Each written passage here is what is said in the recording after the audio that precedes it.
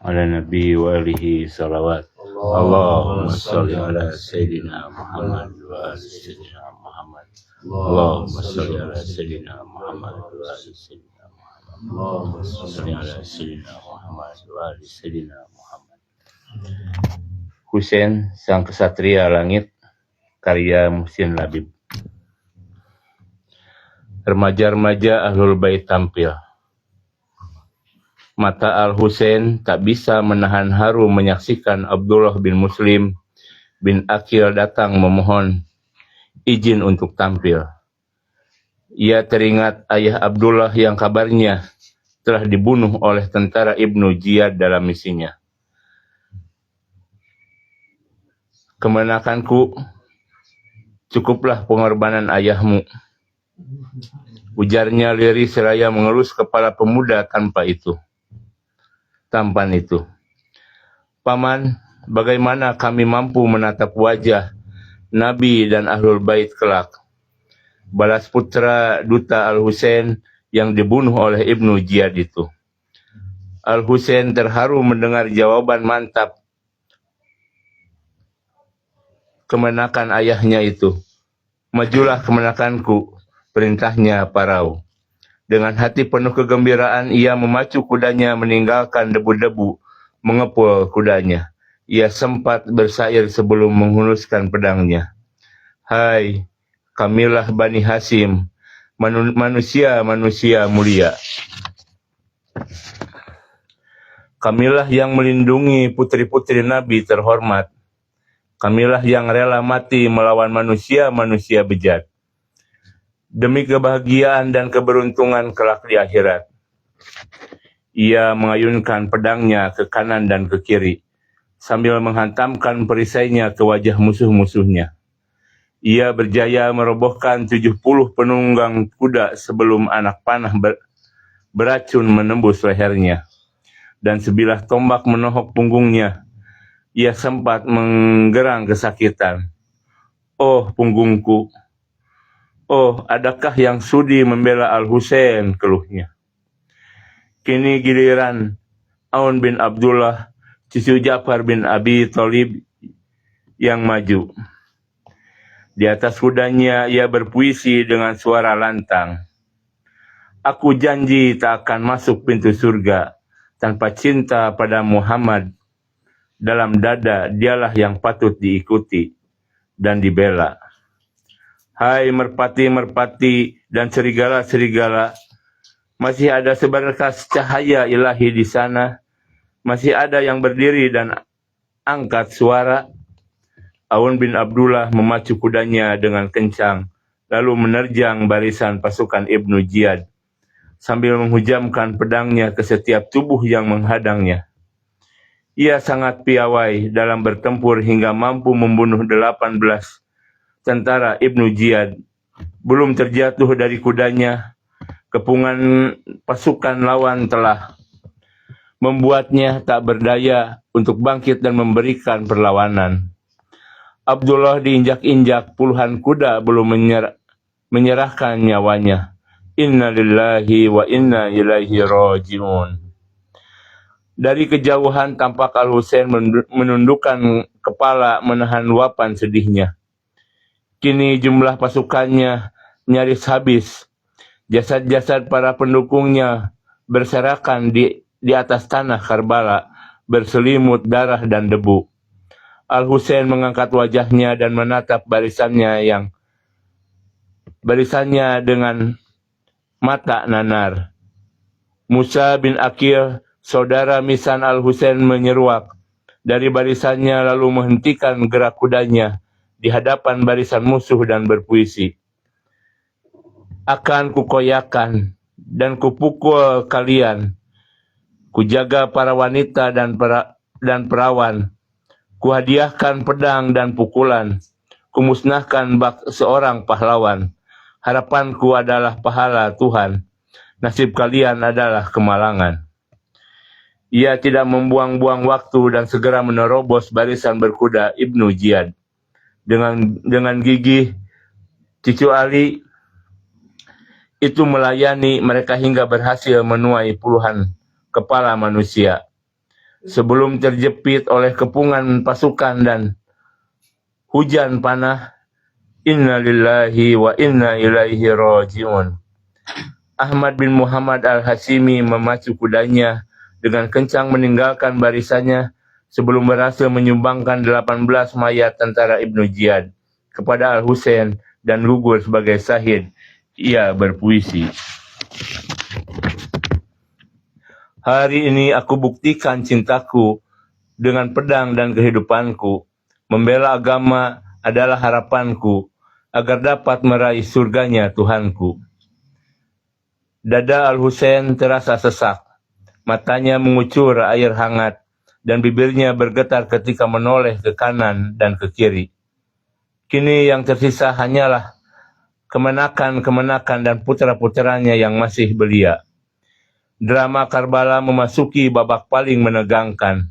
Sementara itu pasukan Ibnu Ziyad di bawah komando Umar bin Sa'ad kian ganas.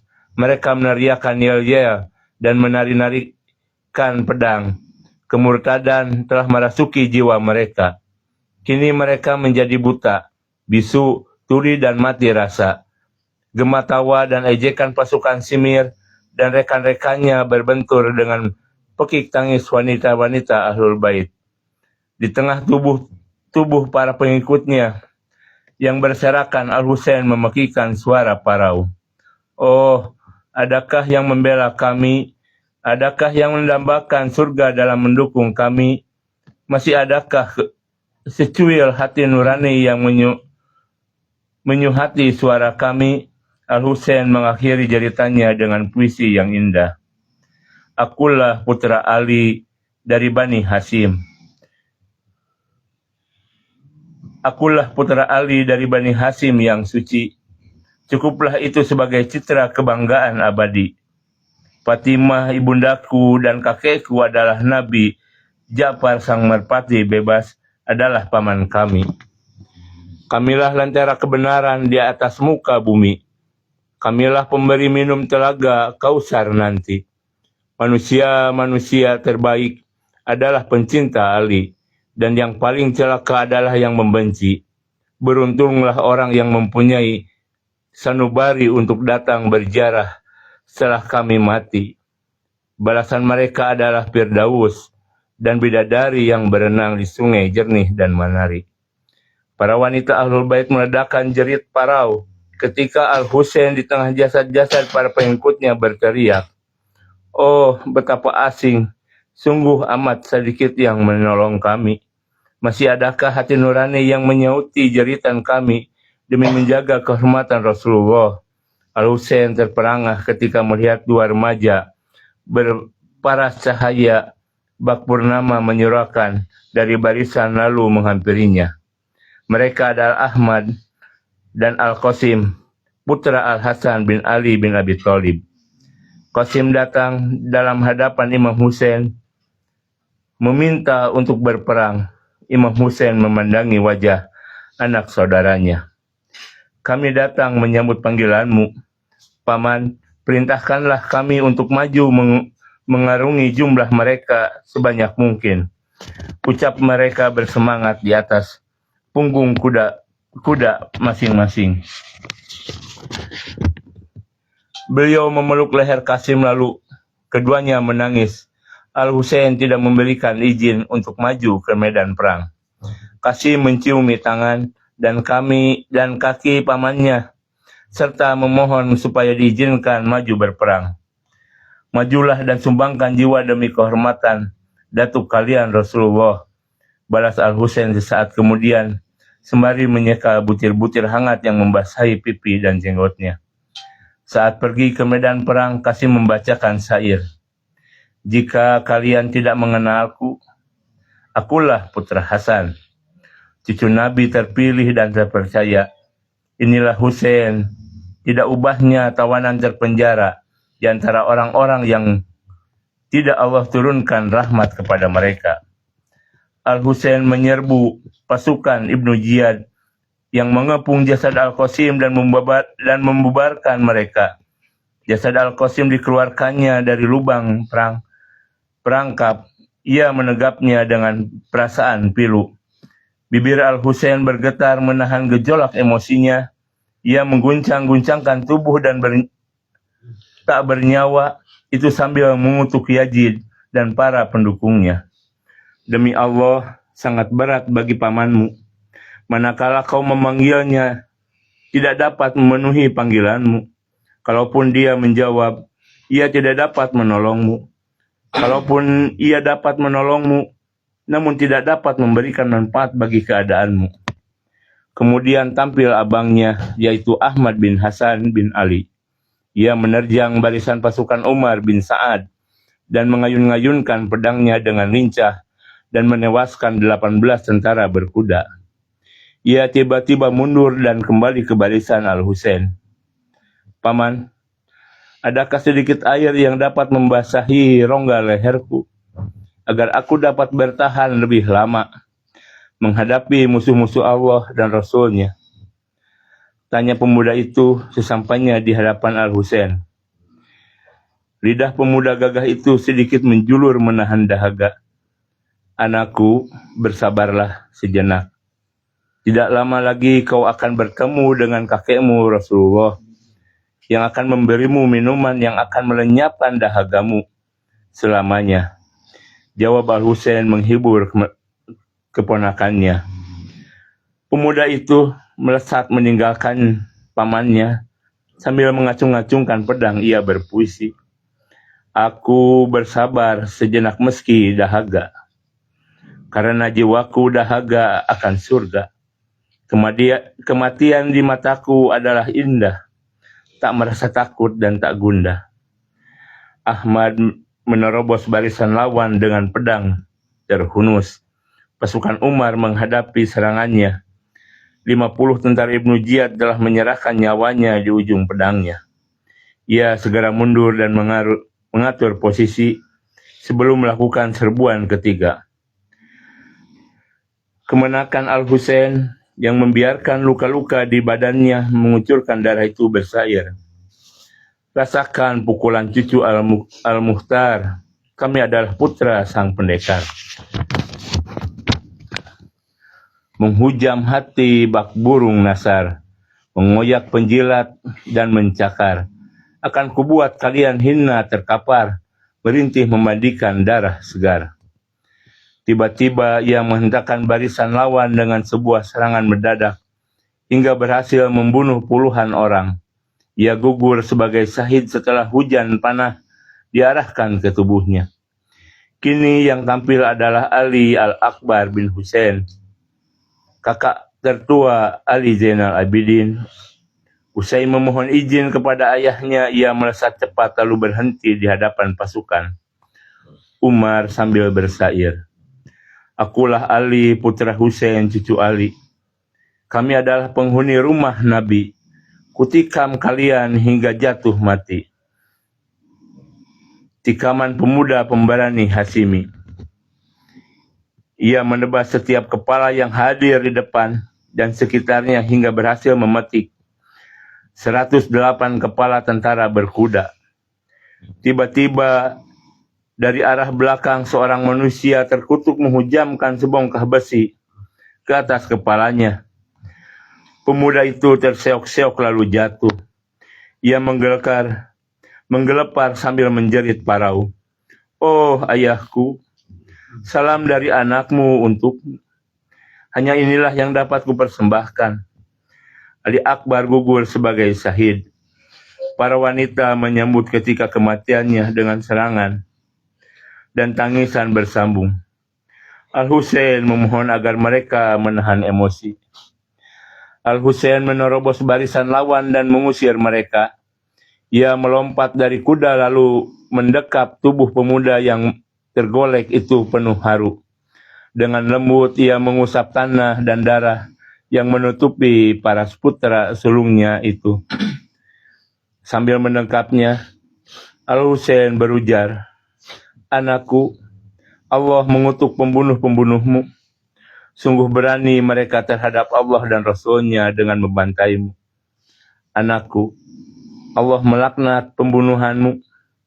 Betapa berani mereka melawan Allah dan Rasul-Nya dengan mencincangmu.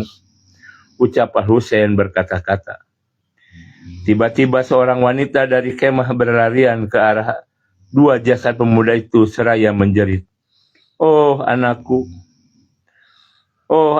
betapa asing dan sendirian. Oh seandainya aku buta agar tak aku saksikan kekejaman ini semua. Oh sesak di dada, pedih di mata. Mengapa bumi berubah menjadi hutan dan manusia menjadi hewan?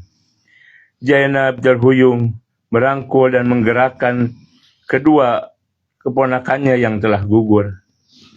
Al-Husain menarik lengan adik perempuannya yang nyaris pingsan itu dengan sedikit paksa, lalu menuntunnya kembali menuju kemah. Dengan lembut dan sayang, Zainab dibelai dan ditenangkannya.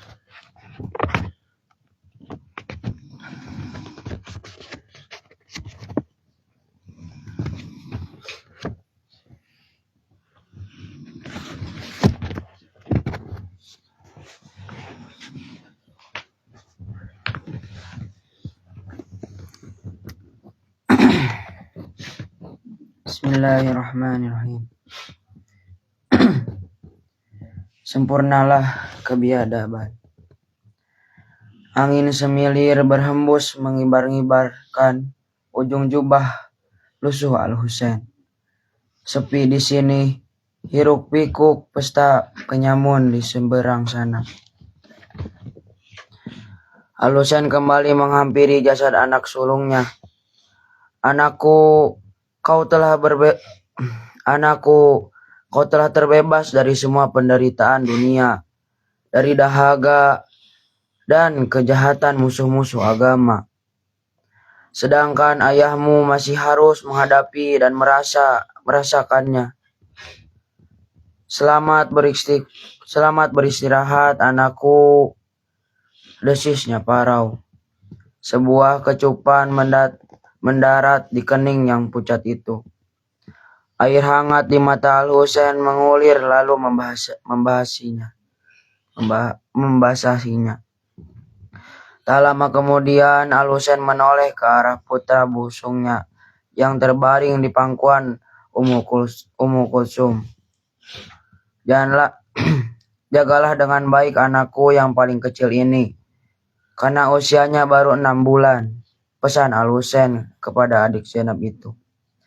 Abangku, 3 hari telah dilalui. Anak bungsumu ini tanpa setetes air pun membasahi tenggorokannya, ujar Ummu Kulsum sambil mengelus-ngelus dengan lembut. Al-Husain menggendong anak kecil itu lalu membawanya ke hadapan pasukan musuh sambil berteriak, "Hai orang-orang, kalian telah membunuh saudaraku, anak-anakku, kemanakanku, dan para pengikutku. Kini semuanya telah tiada kecuali anak kecil ini yang tersisa. Biarlah anak ini sedikit minum agar..." Ucapan Al-Husain yang belum selesai itu dipotong oleh anak panah yang melesat dengan cepat dan menembus kepala mungil itu. Al-Husain tersentak, sementara darah segar membasahi bibir bayi yang sejak 3 hari lalu kering mengiring. Bayi itu menggelepar di tangan ayahnya yang sejenak tertegun menyaksikan peristiwa itu. Al-Husain mengangkat tangannya ke atas dan mengadahkan wajahnya seraya berdoa, "Ya Allah, saksikanlah bahwa mereka bertekad untuk membumi, hanguskan, dan melenyapkan seluruh cucu-cucu Nabi-Mu." Ia membopong bayi yang kini memerah itu menuju kemah Zainab. Ummu Kulsum berlari menubruk Al-Husain dan mendekap bayi yang tak bernyawa itu dengan meronta-ronta pilu. "Tuhanku, jangan biarkan aku sendirian. Dunia dikuasai oleh para pemuja setan. Mereka menjadikan kami budak dan hewan, mengharap sedikit harta sebagai balasan. Saudaraku pergi bak merpati berterbangan, mengarungi samudra merah menuju tepian. Kini aku di sini tanpa tumpuan harapan. Tuhanku, jangan biarkan aku sendirian.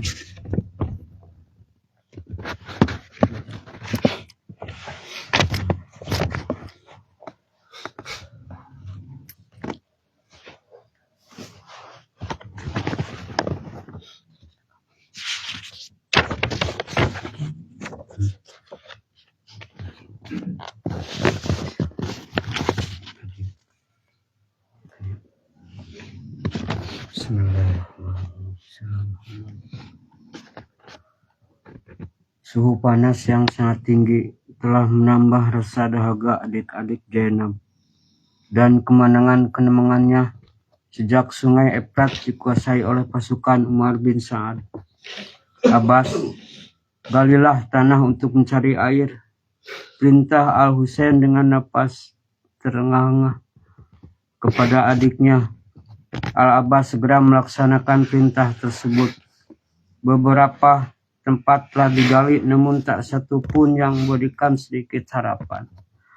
Al-Husain tak mampu menutupi rasa sedihnya melihat kerumunan wanita yang mulai meronta-ronta karena rasa lapar dan haus yang berkepanjangan. Abbas, pergilah ke sungai Efrat dan berilah adik-adikmu itu sedikit air untuk diminum, perintahkan Al-Husain sesaat kemudian. Tanpa mengulur waktu, saudara Syekh Al-Husain itu memacu kudanya menuju sungai Efrat. Al-Abbas dicegat oleh segerombolan pasukan Umar bin Sa'ad. Apa maksud kedatanganmu? Tanya salah seorang dari mereka dengan nada sinis. Aku datang untuk mengambil sedikit air untuk diminum para wanita yang sangat kehausan, jawab Al-Abbas dari atas punggung kudanya. Oh, itu tidak akan kami izinkan. Tugas pemimpin mereka sambil menghunuskan pedang. Tiba-tiba mereka menyerbu. Al-Abbas menyongsong serbuan itu dengan pedangnya. Pertempuran seru pun meletus. Al-Abbas berhasil mengurangi jumlah mereka dan mendekati bibir sungai Efrat. Al-Abbas meningkatkan perlawanannya dan mengusir gerombolan itu sesaat. Ia segera turun dari kudanya dan merapat ke permukaan sungai. Usai mengisi kirbah, Al-Abbas berniat menciduk air yang mengalir di hadapan matanya itu dengan kedua tangannya. Tiba-tiba bayangan penderitaan Ahlul Bait dan Al-Husain tergambar di benaknya. Al-Abbas spontan menghibaskan kedua tangannya dan bergegas naik ke kudanya kembali. Ketika hendak kembali, sebuah barikade pasukan telah siap menghadangnya.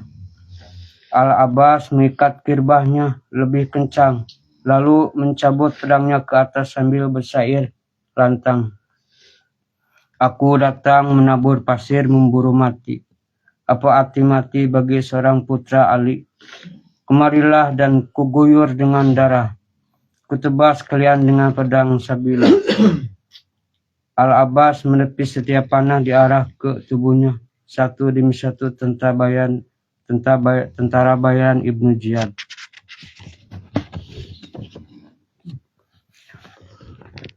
Pelanting mengupat perih luka. Al-Abbas terus bertempur di tengah derasnya anak-anak panah. Tak satupun tarian pedang Al-Abbas yang sia-sia.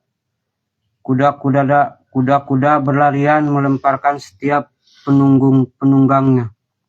Sekonyong-konyong dari arah belakang seorang binatang bernama Al-Bras bin Siban mengayunkan pedangnya ke lengan kanan putra bungsu Ali bin Abi Thalib itu.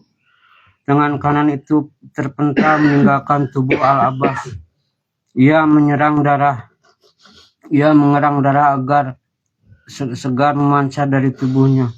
Pria berwajah tampan itu sekarang kehilangan kegesitan. Al-Abbas tetap berada di atas punggung kuda dan bertekad untuk menerjang barisan musuh demi menyerang Kirbah yang melingkari dada dan punggungnya kepada Al-Husain dan para wanita. Al-Abbas melakukan perlawanan dengan kirinya sambil bersair membuktikan kebulatannya untuk membela Al-Husain. Demi Tuhan, meski mereka potong tangan kananku, akan kubela Al-Husain dengan tangan kiriku. Apa arti sepotong tangan untuk agama kakekku? Akan kuhadiahkan nyawa dan semangat keberanianku. Hai keparat kalian, hentikan dia dengan hujan panah dan tombak kalian. Teriak pemimpin mereka. Al-Abbas berusaha menepis hujan panah dengan pedangnya.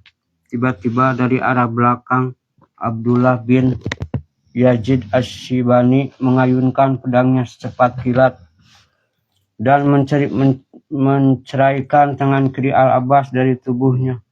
Ia nyaris kehilangan keseimbangan tubuhnya. Pedangnya terpelanting dan jubah putihnya kini telah berubah menjadi merah. Dengan sisa kekuatan, Al-Abbas berusaha menerobos kepungan lawan. Bangkai-bangkai lawan yang berserakan telah mengganggu gerak kudanya. Dalam suasana panik, itulah sekonyong-konyong benda tumpul membentur wajah Al-Abbas. Seketika kepalanya merekah dan menyumburkan darah. Terhuyung dan jatuh di antara kaki-kaki kuda. Kalung Kirbah itu kini telah putus dan Asad putra Ali itu telah kandas di tengah belantara kemunafikan yang ganas. Al-Abbas mengerang dalam keputusasaan. Salam atasmu wahai Abu Abdillah, jerit Al-Abbas parau sebelum ruhnya yang suci pergi ke hadirat Allah. Inna lillahi wa inna ilaihi raji'un. Mendengar lama-lama teriakan adiknya, seketika Al-Husain melompat dari atas kudanya seraya mengerang pilu. Oh adikku, oh Al-Abbas, oh istaanku. Setelah pasukan mengepung itu pergi, Al-Husain berlari dan menubruk tubuh yang tak utuh itu, seraya berucap terbata-bata, Salawat Allah atasmu, kau telah menyelesaikan tugasmu dengan baik sebagai saudara yang setia dan pejuang gagah berani di pihak yang benar. Ucap Al-Husain sambil mengusap darah yang menutup wajah adiknya itu. Al-Husain mengangkat tubuh rembulan itu ke punggung kuda dan membawanya menuju kemah. Debu-debu berterbangan. Bau anyir darah menyebar, sementara jeritan histeris terus membahana pentas Karbala. Demikian narasi sebuah kutub Al-Husain sang kesedaran. Assalamualaikum warahmatullahi wabarakatuh. Waalaikumsalam warahmatullahi wabarakatuh.